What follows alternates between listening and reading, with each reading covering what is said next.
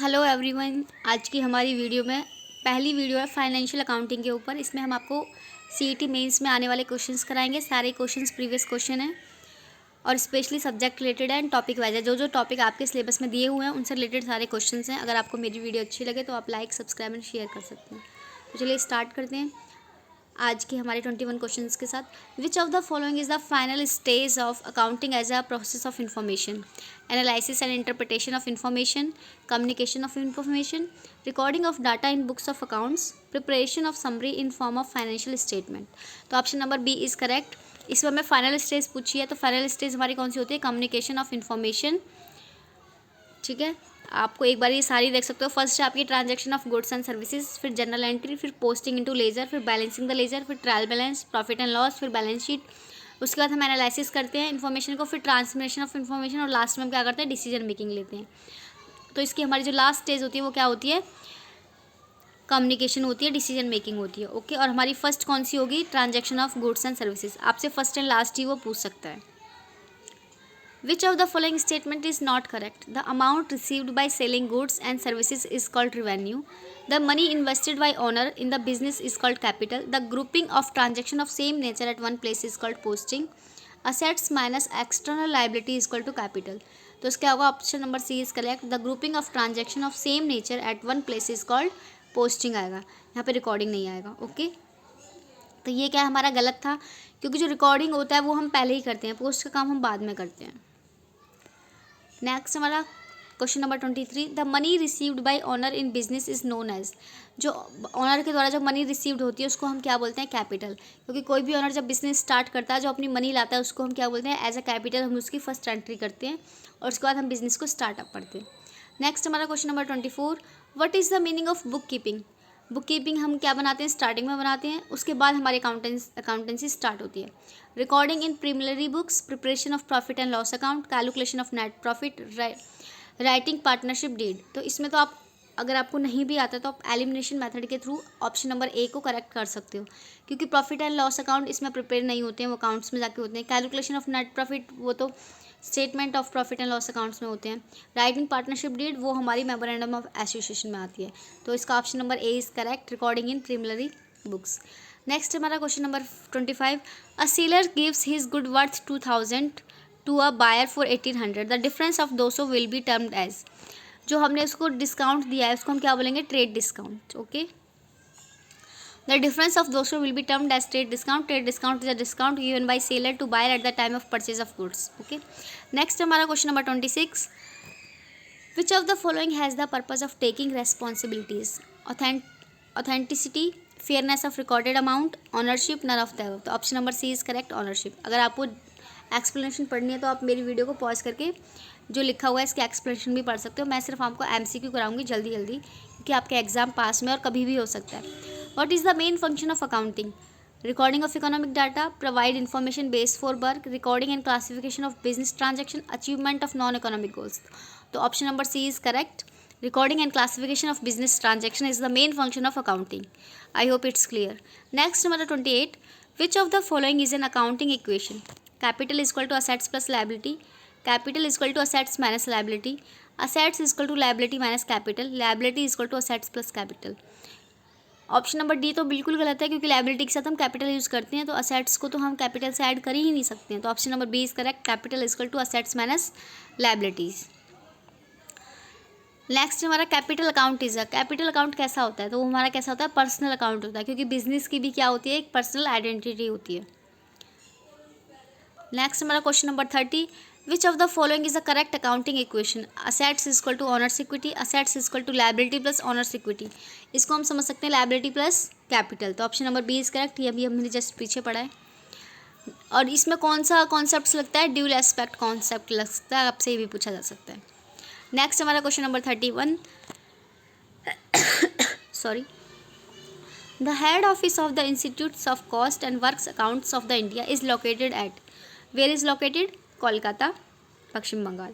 Next हमारा 32। Dash is considered as a father of modern accounting system. तो क्या आएगा? Lucas Pacioli. इन्होंने हमें क्या किया था? सबसे first time double entry system को एक्सप्लेन किया था। इनको हम double entry and modern accounting system दोनों के क्या जानते हैं? एज अ फादर जानते हैं। विच of the following is not a function of accounting. आपको अकाउंटिंग के फंक्शंस, अकाउंटिंग के मेरिट्स, डिसमेरिट्स, ये सब अच्छे से पता होना चाहिए, क्योंकि ये क्या आपका बेसिक है और सबसे बेसिक क्वेश्चन इसी में से बनते हैं। Profit maximization, meeting statutory requirements, protecting the sets of business, organizing business records. तो option number A is correct, profit maximization. Question number 34, consider the following statement assertion accounting is the language of business. Reason, accounting provide all the information needed by a businessman. ये बोल रहा है कि जो accounting है वो business की क्या लैंग्वेज होती है, क्योंकि वो एक बिजनेसमैन को सारी इन्फॉर्मेशन प्रोवाइड कराती है। अब हमें बताना है ये दोनों सही हैं या फिर एक सही है या फिर दोनों सही हैं, पर ए आर की सही व्याख्या नहीं है। ठीक है, both A and R true but R is the correct explanation of A. Both A and R true but R is not the correct explanation of A. A is true but R is false. A is false but R is true. तो इसका क्या होगा, option number A is correct. Accounting हमारी क्या, business की एक language है जो बिजनेस मैन को सारी इन्फॉर्मेशन प्रोवाइड कराती है। नेक्स्ट है हमारा question number 35, accounting principles are based on. जो हमारे अकाउंट्स प्रिंसिपल्स होते हैं किस पे बेस्ड होते हैं, practicability, subjective, convenience in recording, none of the above. तो प्रैक्टिसिबिलिटी ऐसा तो कुछ था ही नहीं, कंसिस्टेंसी होता तो हम उसे ऐड कर लेते, ऑब्जेक्टिविटी होता तो भी हम उसे ले लेते, लेकिन यहाँ पे दोनों नहीं है तो ऑप्शन बचा C, option number C is correct. Next हमारा question number 36, in a business net assets on Jan 1 are rated 6000 and on Jan 31 are rated 7500। If the withdrawal by the owner during January are rated 1000, the net income for January is. तो आप पहले net assets लिखोगे कितनी थी 75,000, इसमें add कर दोगे drawings कितनी हो गई 1000, लेस करोगे नेट असेट्स ऑन 1 Jan को कितनी थी 6,000, तो इसको आपने लेस किया कितना आ गया 2500। तो नेट इनकम अर्न ड्यूरिंग जनवरी कितना आ गया 2500। ड्राइंग हमेशा ऐड होती हैं और आपका जो क्लोजिंग स्टॉक होता है नेट असेट्स होती है वो क्या होती हैं, माइनस होती हैं। नेक्स्ट हमारा question number 37, which one of the following does not constitutes a current liability, bills payable, contingent liability, trade creditors, interest outstanding on debentures. तो option number B is correct. हमारी कंटीजेंट लायबिलिटी जो होती है वो हमारी current liability नहीं होती। BP यानी बिल्स पेबल, बिल्स रिसीवेबल हमारी करंट एसेट्स होती हैं, तो बीपी, ट्रेड क्रेडिटर्स, ये सारी हमारी क्या हैं, करंट लायबिलिटी हैं। Prepaid insurance account is an expenses, an assets, a revenue, a liability. तो ये क्या है, हमारी असेट्स है प्रीपेड इंश्योरेंस। नेक्स्ट है हमारा question number 39, which of the following is a personal account, prepaid salary account, drawing account, outstanding rent account, all of the above. तो सारे क्या हैं, हमारे पर्सनल अकाउंट हैं। ओके, नेक्स्ट हमारा question number 40, which one of the following is not a function of accounting. इनमें से ऐसा कौन सा है जो क्या अकाउंटिंग का फंक्शंस नहीं है, keeping systematic record, protecting the properties of the business, maximize the results, meeting legal requirements. तो option number C is correct, maximizing the result. ये हमारा अकाउंटिंग का कोई फंक्शन नहीं है, हमें तो करेक्ट सारी इन्फॉर्मेशन को लिखना होता है और लॉस एंड प्रॉफिट पता करना होता है। Question number 41, which of the following equation is not correct, assets equal to liability plus capital, capital equal to assets minus liability, liability equal to assets minus capital, liability equal to assets plus capital. इसका आप मुझे बताओगे, क्योंकि ये already मैं आपको पीछे करा चुकी हूँ। इसमें ये पूछा है कौन सा सही नहीं है, तो मैंने आपको बताया था लायबिलिटी में अगर हम असेट्स और कैपिटल ऐड कर देंगे तो बहुत हाई हो जाएगा, क्योंकि बैलेंस शीट में असेट्स एक साइड आती हैं, लायबिलिटी एंड कैपिटल एक साइड आती हैं, तो प्लस वाला ऑप्शन तो वैसे ही गलत हो गया। तो option number D is correct, ये हमारा गलत है। अगर आपको फास्ट लग रहा है तो आप मुझे कमेंट में बता सकते हो, मैं नेक्स्ट वीडियो में थोड़ा सा स्लो कर दूँगी, बट आपका एग्ज़ाम आने वाले हैं और मुझे पॉइंट टू पॉइंट कराना है, तो इसलिए मैं फिर आपको फास्ट करा रही हूँ। Goods withdrawn by the proprietor from business for his personal use will be credited to sales account, suppliers account, purchase account, stock accounts। तो option number B is correct, purchase account, क्योंकि हमने क्या किया है, goods withdraw किए हैं। The first accounting standard issued by the accounting standard board of India ASBI relates to. इसका सीधा सीधा मतलब है अकाउंटिंग स्टैंडर्ड 1 किससे रिलेटेड है, valuation of inventories, depreciation accounting, disclosure of accounting policies, revenue recognisation. तो इसका क्या आएगा, disclosure of accounting policies. The chartered account act was enacted in the year, कब आया था ये, option number D 1949। The accounting standards number 2 of the international accounting standard committee is on. जो हमारा अकाउंटिंग स्टैंडर्ड नंबर 2 है Indian का, वो international accounting standard में कौन सा नंबर है, ये देखो आपकी उसमें स्पेशली अकाउंटिंग स्टैंडर्ड मेंशन किया हुआ है, तो आपको इंडिया के अकाउंटिंग स्टैंडर्ड जो कि 32 हैं और 2021 फॉरेन के हैं, इंटरनेशनल है, तो आपको वो भी याद करने हैं। कुछ सेम है जिसमें सिर्फ नंबर चेंज है, तो आपको वो भी पता होना चाहिए कौन सा किस में है। तो इसका ऑप्शन नंबर ए हो जाएगा, valuation and representation of inventories. ठीक है, नेक्स्ट हमारा accounting is modern age is regarded as the art of recording, classifying and summarising the business transaction in monetary units, ये सही है। द लैंग्वेज ऑफ बिजनेस, अभी हमने लास्ट में पढ़ा अकाउंटिंग लैंग्वेज है, ये भी सही है। The source of business information, ये भी सही है। तो option number D is correct, all of the above. Next हमारा question number 47, the user group of accounting information is owner of the business, manager of the business, potential investor of the business, all of the above. तो क्या आएगा, option number D is correct, all of the above. The international accounting standards to less down guidelines for inventory valuation and presentation, आपने अभी पढ़ा accounting standard international क्या है, inventory valuation. Which one of following is not true as per this standard, इसमें से कौन सा true नहीं है। The inventory should be valued at historical cost और net realizable value whichever is lower, क्या हम इन्वेंट्री को हिस्टोरिकल वैल्यू और नेट रिलाइजेबल वैल्यू के अकॉर्डिंग वहाँ पे लिखते हैं, मतलब ऐड रिकॉर्ड करते हैं, जो भी लोअर है उसके अकॉर्डिंग, क्या ये सही है, तो बिल्कुल सही है, हम लोअर वाली वैल्यू को क्या करते हैं, रिकॉर्ड करते हैं। The cost of damage raw material should be added in arriving at the value of stock of manufacturing goods, ये भी सही है।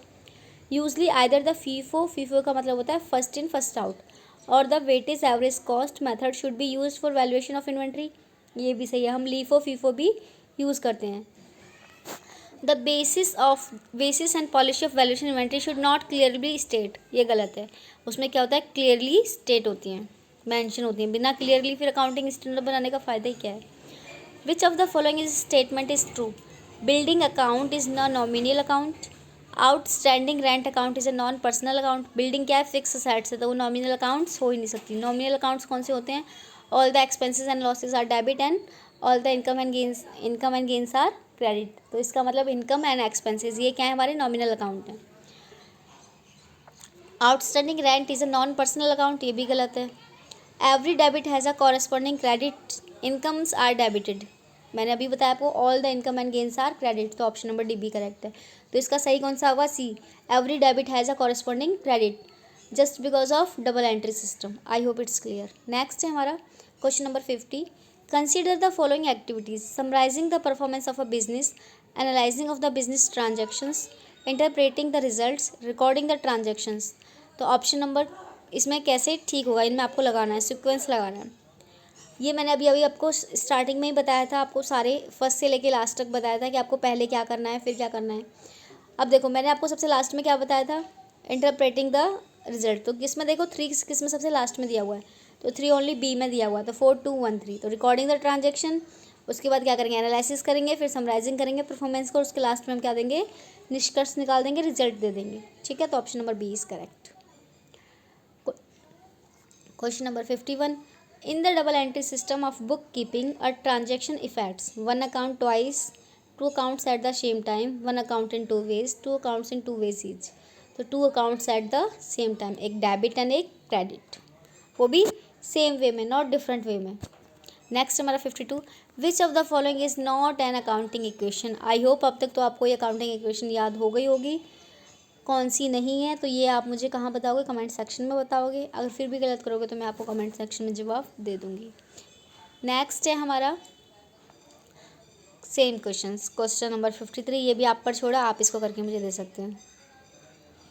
ओके, इसमें थोड़े से ऑप्शन चेंज हैं तो मैं करा देती हूँ। वैसे इसमें अकाउंटिंग इक्वेशन ही पूछी हुई है तो option number A he is correct होगा, बाकी सब तो आपको पता है, सारी बैलेंस शीट की चीज़ें उठाई हुई हैं तो वो उसमें नहीं आएंगी।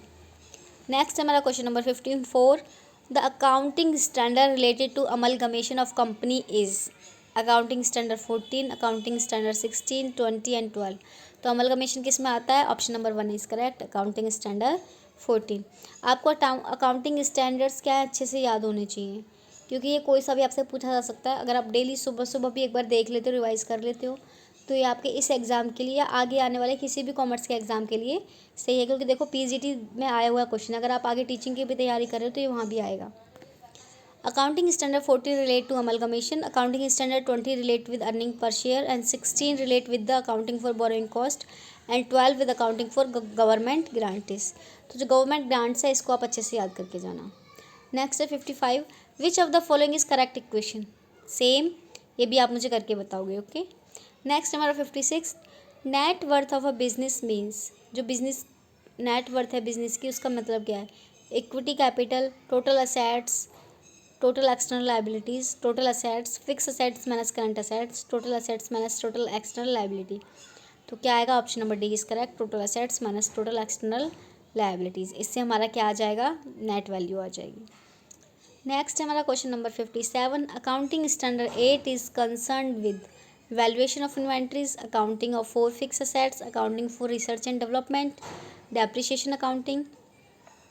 तो option number C is correct, accounting for research and development. तो अकाउंटिंग स्टैंडर्ड 8 किसके लिए? Accounting for research and development. Accounting standard 12 किसके लिए? गवर्नमेंट ग्रांट्स के लिए। अकाउंटिंग स्टैंडर्ड 14 किसके लिए? अमलगमेशन के लिए।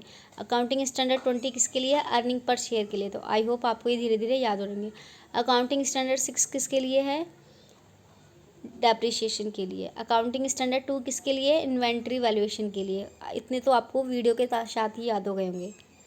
नेक्स्ट हमारा accounting standard 3 is in the respect of fund flow statement, cash flow statement, financial ratio, none of them.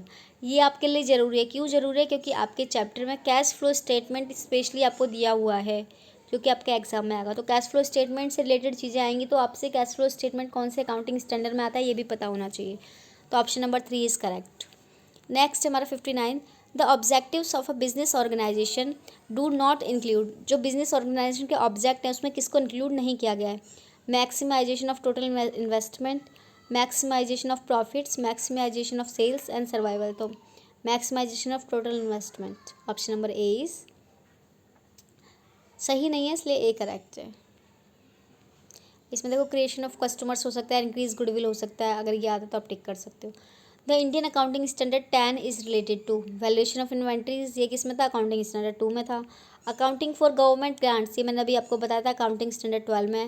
Depreciation accounts, ये भी अभी मैंने आपको बताया, अकाउंटिंग स्टैंडर्ड 6 में है। तो बचा कौन सा? अकाउंटिंग फॉर फिक्स असेट्स, यही आ जाएगा किसमें? अकाउंटिंग स्टैंडर्ड 10 में। आई होप अब आपको धीरे धीरे ये याद होते जा रहे होंगे। नेक्स्ट हमारा 61, according to the accounting standard 14, purchase consideration is payable to which one of the following? Share and debenture holder, debenture holder and creditor, share holder and creditor, share holder. तो मैंने अभी आपको बताया था अकाउंटिंग स्टैंडर्ड 14 किस पर? Equity पर share. और इक्विटी शेयर वालों को हम क्या बोलते हैं? शेयर होल्डर बोलते हैं। उसमें क्रेडिटर्स शामिल नहीं होते हैं, डिबेंचर्स होल्डर शामिल नहीं होते हैं। तो option number D is correct. Confuse होने की जरूरत नहीं है, सीधे सीधे चलना है, जितना बताया गया उतना ही आप पेपर में करके आना है। वो आपको कन्फ्यूज़ करने के लिए कुछ भी लिख के दे सकता है। Accounting standard 14 is, nice question. Accounting standard for amalgamation, ये तो आपका क्या होता है? 12 होता है, जो कि हम पीछे पढ़ चुके हैं। सॉरी, 14 अमलगमेशन होता है, 12 हमारा गवर्नमेंट ग्रांट होता है। Accounting for investment, accounting for assets. तो जो अकाउंटिंग स्टैंडर्ड 13 है वो क्या है? अकाउंटिंग फॉर इन्वेस्टमेंट है। एंड अकाउंटिंग नंबर 26 क्या है? Intangible assets. और फिक्स एसेट्स के लिए भी हमने पढ़ा था, कौन सा था? 10। फिक्स एसेट्स के लिए 10 है और इंटेंजिबल एसेट्स के लिए क्या है? 26 है। Next, the definition of accounting will bring out the following functions. इसमें आपको फिर से बताना है क्लासिफाइंग, इंटरप्रेटिंग, रिकॉर्डिंग, समराइजिंग कैसे आएगा। तो रिकॉर्डिंग सबसे पहला आएगा। तो अब आप ये देख लो 3 किस में दे रखा है? 2 में दे रखा है, ए में और बी में। तो नेक्स्ट देखते हैं रिकॉर्डिंग के बाद क्लासिफाइंग। सबसे लास्ट में क्या आएगा? 2 आएगा, इंटरप्रेटिंग, क्योंकि वो समराइज के बाद आता है। तो अब आप ये देख सकते हो 3 फर्स्ट किस में और 2 लास्ट किस में। तो option number A is correct, इसी में दिया हुआ है। नेक्स्ट हमारा question number 64, accounting standard 6 relating to depreciation is recommended for used by companies listed on a recognised stock exchange, companies engaged in manufacturing business, companies engaged in manufacturing and trading business, all type of business undertaking. क्या सभी type के business में depreciation चलता है? बिल्कुल नहीं चलता है। जहाँ पे फिक्स असेट्स होंगी वहीं चलेगा। तो इसमें क्या आएगा? Option number A, companies listed on a recognised stock exchange. ठीक है, स्टॉक से क्या मतलब है हमारा? असेट से। मैन्युफैक्चरिंग में डेप्रिसिएशन का कोई काम ही नहीं है। नेक्स्ट है हमारा question number 65, the main objective of accounting is known about the profit और loss and assets and liabilities of the business, accountancy का मेन ऑब्जेक्टिव क्या है। तो यही है हमारा प्रॉफिट और लॉस पता करना। इनमें से जो ऑप्शन है उसके हिसाब से ए ही हमारा ठीक है, लेकिन अगर यहाँ पे हमें दिया हुआ होता लास्ट में निष्कर्ष निकालना है, नेट प्रॉफिट वो करना, तो हमारा वो भी हो जाता। ओके, नेक्स्ट हमारा capital of a business is cash, a liability and assets, none of the above. तो capital of a business is liability, cash and assets क्या है, असेट्स की साइड की चीज़ें। ओके, नेक्स्ट है हमारा given below are two statement, one labelled as assertion and the other as the reason. Okay, in accounting, ये हमारा question number 67 है। In accounting a distinction is made between the business and the lower reason. Accounting concepts are based on self consistence and not on subjectivity. Select the correct answer for the code given below. Both A and R are correct, R is the correct explanation. Both A and R are correct, but R is not the correct explanation. A is correct, but R is not correct. Both A and R is correct. तो क्या है, A ठीक है। Accounting disconnection is made between the business and the owner, ये ठीक है। इन दोनों के बीच में क्या होता है, रिलेशन होता है। Accounting concept are based on self consistence and not on subjectivity, ये इसका तो कोई मतलब नहीं हुआ ना कि उन दोनों के बीच में रिलेशन है, तो इसलिए ठीक तो दोनों है, लेकिन जो आर है वो एक ही क्या कर रहा है, सही एक्सप्लेनेशन नहीं कर रहा, सही व्याख्या नहीं कर रहा है। नेक्स्ट हमारा 68, match list 1 with list 2 and select the correct answers from the code given. Credit purchase of an assets किस में लिखा जाएगा, purchase return, sale return, cash book, journal proper. Cash sale of an assets, assets की cash sale हुई है, sales return, purchase return, cash book, journal proper. अब देखो जो कैश से रिलेटेड चीज़ें हुई हैं वो किस में जाएंगी, सारी कैश बुक में जाएंगी। तो बी का क्या हो जाएगा, 3 हो जाएगा। अब आप इसमें देखो बी का 3 किस में दे रखा है, 2 में दे रखा है, एक सी में और एक डी में। नेक्स्ट हमारा रिटर्न इनवर्ड, रिटर्न इनवर्ड किस में आएगा, हमारे पास रिटर्न वापस आ गया। इसका मतलब हमने क्या किया, सेल करी थी तो सामान गया था, वापस आया तो क्या हो जाएगा, सेल रिटर्न हो जाएगा। रिटर्न आउटवर्ड, रिटर्न आउटवर्ड हुआ, इसका मतलब हमने खरीदा था उसको हमने वापस कर दिया, तो इसका क्या आ जाएगा, option number C. Return inward is purchase return, return outward is sales return.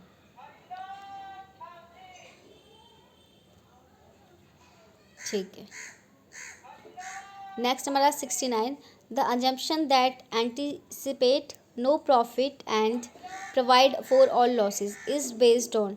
ये जो अजम्पशन है, anticipate no profit and provide for all losses is based on, किस पे डिपेंड है, convention of consistency, convention of materiality, convention of full disclosure, convention of conservatism.